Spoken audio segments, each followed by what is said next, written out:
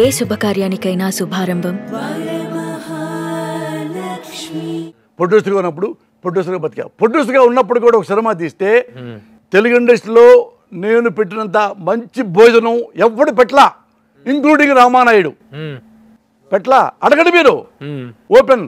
మొత్తం అయితే 5 లక్షలు అవుతాయి భోజనానికి, నేను 30 లక్షలు ఖర్చు పెట్టా భోజనానికి.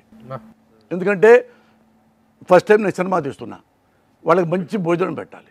బ్రేక్ఫాస్ట్లో కూడా 2 నాన్ వెజ్లు ఎవరు పెడతారా? నాన్ వెజ్లు బ్రేక్ఫాస్ట్లో. ఇది పొద్దున టిఫిన్కి ఎవరు పెట్టలే నా బ్రేక్ఫాస్ట్ తినడానికే టైంకి అందరూ ముందు వచ్చేవాళ్ళు ఆర్టిస్టులు. ఎందుకంటే ఆపం పాయ పెడతాడు, మురళి పొద్దున్న నాన్ వెజ్ పెడతాడు, కీమా ఉప్మా పెడతాడు. అనగానే బ్రహ్మానందం ఇప్పుడు ఉన్నారు చూడండి, అడగని చెప్పండి. వాడు 9 మంది నవరత్నాలు ఆ సినిమాలో వస్తే ఎంఎస్ రాయడం మొత్తం వీళ్ళందరూ ఉన్న వాళ్ళందరూ.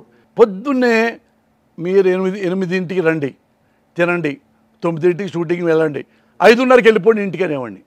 మీరు లేట్గా వచ్చారంటే అంటారు కదా చాలామంది కంపెనీస్ లేట్గా వస్తారండి. మీరు లేట్గా వస్తే నైట్ 9 దాకా ఉంచుతా. మీ కరెక్ట్గా 9 కెమెరా ముందు ఉండే 5:30కి వెళ్ళిపోండి. ఆ 9 మంది నవరత్నాలు అనేవాళ్ళు కామెడియన్స్. అరే పోసా అని మనకి ఇది ఇచ్చాడు. మనం 8:30కి లొకేషన్కి వెళ్దాం, టిఫిన్ తిందాం, 9 షూటింగ్కి వెళ్దాం, 5:30కి వెళ్ళిపోవచ్చు అన్నాడు, నైట్ చేయడం అన్నాడు. అట్లా అందరూ టైంకి వచ్చారన్నా. 8:30కి వాళ్ళే పిలుచుకొని వచ్చి 9ంటికి మొత్తం టిఫిన్ తినేసి 9ంటికి షూటింగ్ మొదలు పెడితే ఈవినింగ్ 5:30కి నాకు చెప్పకుండా వెళ్ళిపోయేవాళ్ళు.